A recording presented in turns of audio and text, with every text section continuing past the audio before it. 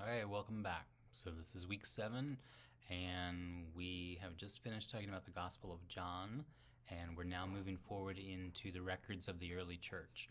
So I said last week that the Gospel of Luke, it seems, you could probably read it in a different way. It seems to me, let me own that the Gospel of Luke feels like a very rushed effort to get into the story of the early church. Luke is a contemporary of this guy by the name of Paul, whose original name was Saul, and then he changes it to Paul after he is converted into the Christian community, after he makes that transition into the Christian community. And so Luke seems really more interested in kind of moving us towards explaining what is going on with the Jesus community, not yet the Christian community. And then in the book of Acts, Luke will kind of set up what this new community, the Christian community, not anymore the Jesus community, but the Christian community, is doing with their faith. And Luke goes in a lot of different directions. I would say in the book of Acts, we can really kind of split it in half right down the middle and say that the first half of the gospel of Acts is looking at the early church and the chaos that is being created. You have the followers of Jesus, the apostles, who are at the top here, who are moving into a new way of life. And the book starts with recollecting these figures, these apostles, back together. After all, when we left them, Peter who was very much like the most vocal of the apostles. Peter has denied Jesus and left him for dead. Peter is presumably on the run. The Gospels, the Synoptics, end with the death of Jesus, and the apostles are really kind of left in a quandary over what just happened. They're trying to make meaning, trying to make significance of this, but one, I want to point out to you, they're not at Jesus' tomb. Jesus says, I'm going to die and I'm going to come back in 3 days. You're going to tear this temple down, meaning his own body. And no one is kind of clued into what Jesus is saying, even though Jesus outright says what's about to happen. No one seems to recognize that among his closest community. Who is at the tomb? It's a group of women who have been following him for a number of years now. So the women are the apostles to the apostles. The women, by their act of faith, have taken primacy over those who were closest to Jesus. At no point does anyone make a comment on this. They take this as a matter of fact, not as a matter of theology, which is curious since so many things that are happening in the Gospels and in the book of Acts are happening in real time and also being used to create new theology. No one touches this. No one says that the women are the apostles to the apostles. No one is putting attention on the fact that the apostles are not at the side of Jesus, that they have to be called back. And if you missed it, Peter, as the foremost spokesperson for the apostles, even Peter says, "This is too much. I'm going to go fishing." That's his response to the resurrection of Jesus. And that is exactly what he does. He goes fishing. He goes back to his old life. So Peter, as a central figure, as the rock, as the head of the church, depending on which faith tradition you come out of, Peter, 1, denies Jesus. 2, is not there at the death of Jesus. 3, doesn't seem to care that Jesus is buried. 4, when he is told, he goes to the tomb, he checks it out, and he says, "This is way too much. I'm going to go fishing." 5, goes back to his old life of fishing, and only then, fishing, would Jesus magically, mysteriously, miraculously appear to Peter and say, "It's time for you to get back to work here." And even then, Jesus will have to ask him multiple times, "Do you really love me? Because it seems like your actions don't corroborate your words. Do you really love me, Peter? Do you love me enough to go back to the life that I've called you to?" And then, according to the book of Acts, Peter intermingles the faith with Judaism, which is their home religion. which is the religion that Jesus was a part of. Jesus was a Jew. Jesus was not a Christian. Jesus was a Jew. Peter goes back to those who spiritually, socially, would have had a part in executing Jesus, and has lunch with them so regularly that Paul will have to appear and say, what you are doing, to be clear, is wrong. Paul will have to step forward and shame Peter. Again, head of the church, apostle, spokesperson for Jesus. Paul will have to shame Peter and say, what you're doing is wrong. It's just wrong. This is the chaos of the early church. Luke will then turn a page and will say, this person, Paul, you need to know more about him. And so he is writing a biography of this character, Saul, come Paul. And what we see is that Saul, before he becomes Paul, is a persecutor of the Christian community. It seems as though he is the person who is over some sort of police force, some sort of cultural immigration force that will locate people and penalize them, punish them, police them, jail them, very often kill them, because they are not conforming to the religion in some way. This places kind of more emphasis on what we just discussed with the Gospel of John, because John is saying the most important thing is love, not law, not following these customs. Love. Love is the thing that will bind this community together, not our relationship to the laws and the rules. And Saul takes a very different approach, which is that the only thing that matters is conformity to the rules, laws, and customs of our people. And there is no place to talk about love. There is no place for any of that. This thing where you're helping other people, why? Why would you do that? The most important thing is yourself. So Saul is kind of moving around with this ethic in his head. He is willing to kill in the name of love. He is willing to do exceptional things in the name of his religion and suppress any other competing voice. This is that guy. And then he's on his way to a city called Damascus, and on the road to Damascus, he has this very supernatural event, which is, if you are reading the Gospel of Luke, and you're now in the book of Acts, or what I would call the Gospel of Acts, since that was what it was originally called. It was an addendum to the Gospel of Luke. Luke points out that Paul has this supernatural experience that so remarkably intervenes in Saul's life that he is not the same. He is struck blind. He is knocked off of his horse. We could say, in modern medical terms, we might say that this was an epileptic seizure.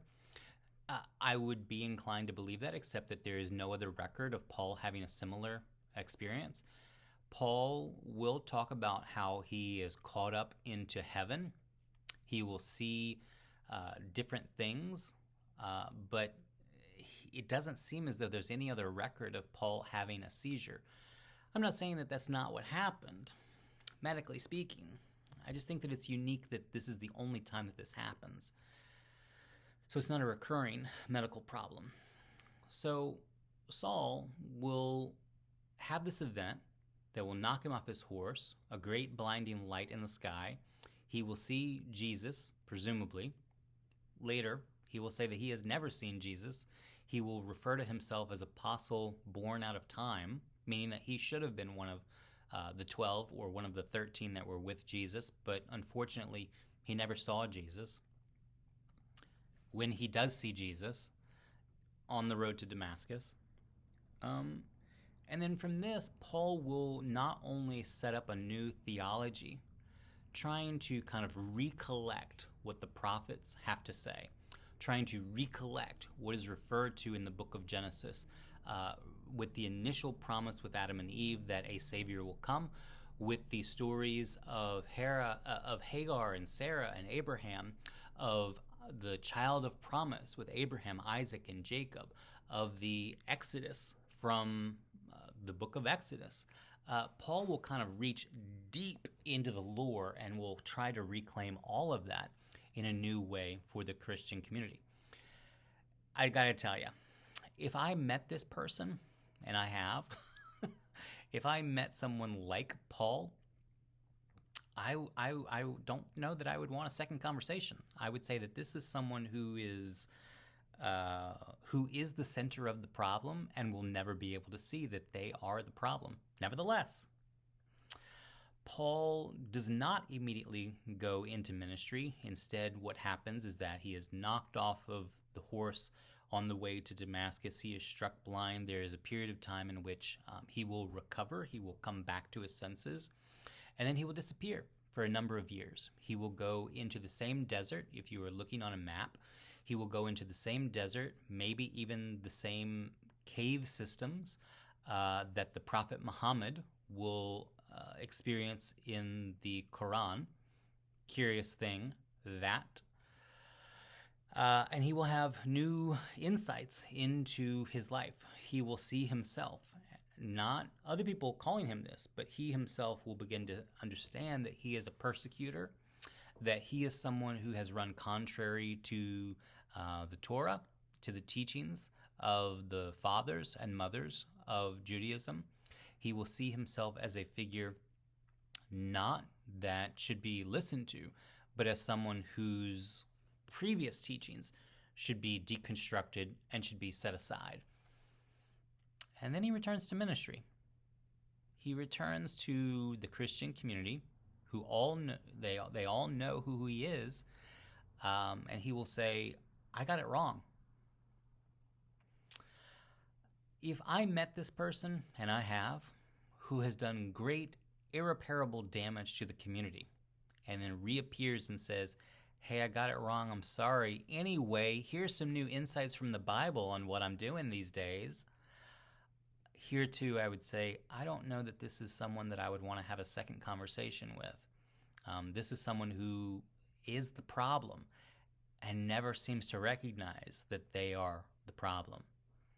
Further, we move out of Acts, we move into some of the epistles. We have Paul writing letters to the various churches, because at this point, Paul's star continues to ascend in the Christian community. What he says makes a lot of sense.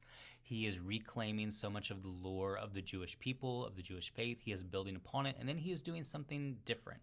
Unlike Peter, who seems very comfortable in the Jewish community, Paul, as the star of the Jewish community, says this is all just a bunch of nonsense, like trying to follow rules that no one can follow. I mean, look at me. I'm going around. I'm killing people in the name of God. I don't know what I was thinking. That is just not something that we should do.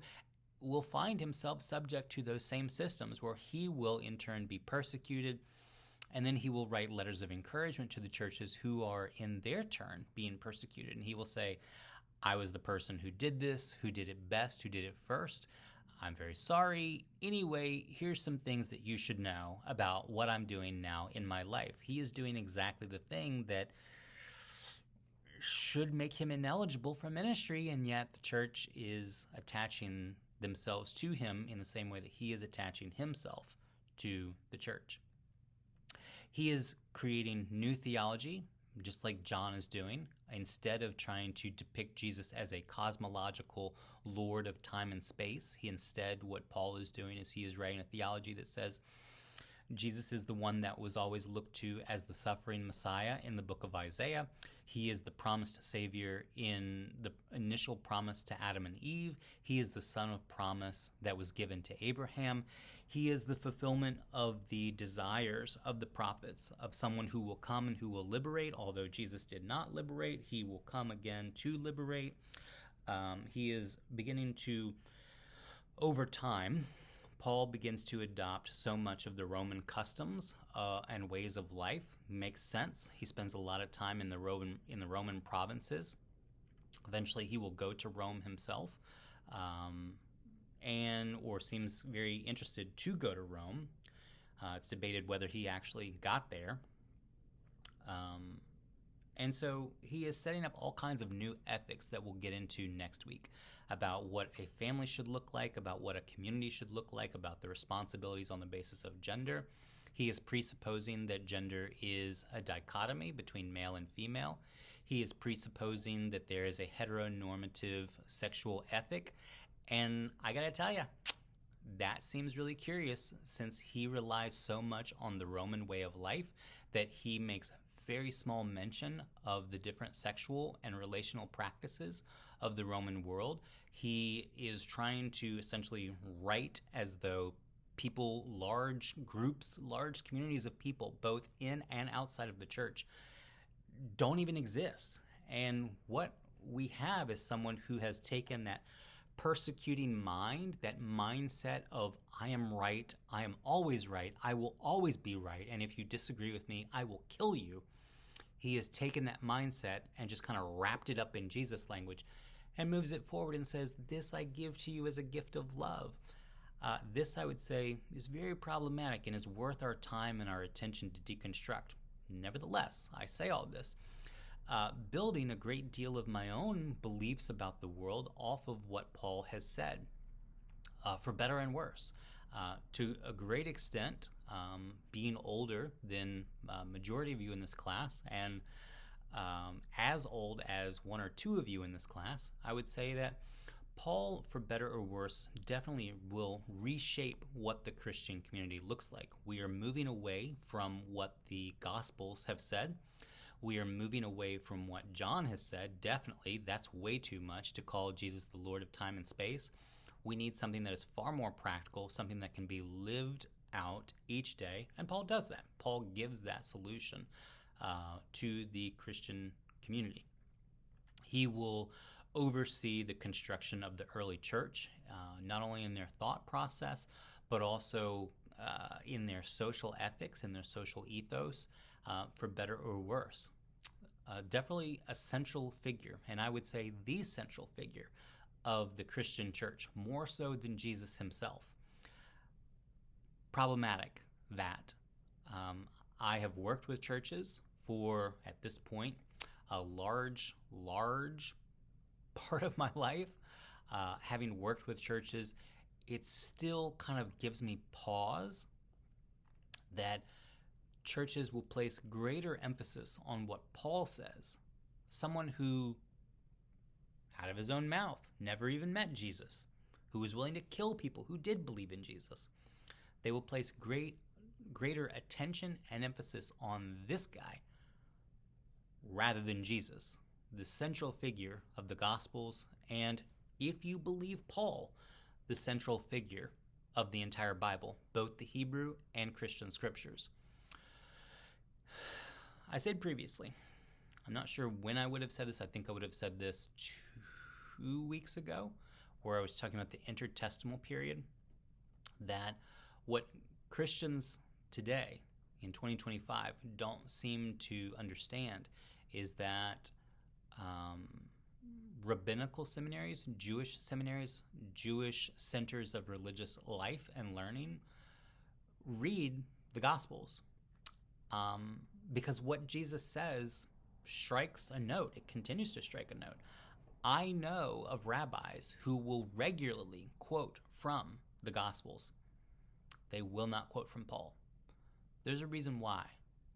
And in your own reading of the Bible, I would say anytime that you are coming up to the letters of Paul, you should see it in context. You should see this as a figure who was outside of the church, outside of the Christian community, was willing to kill them, went away for a few years, lived alone, came back, and suddenly had a full revelation of everything that needed to be said since the beginning of time.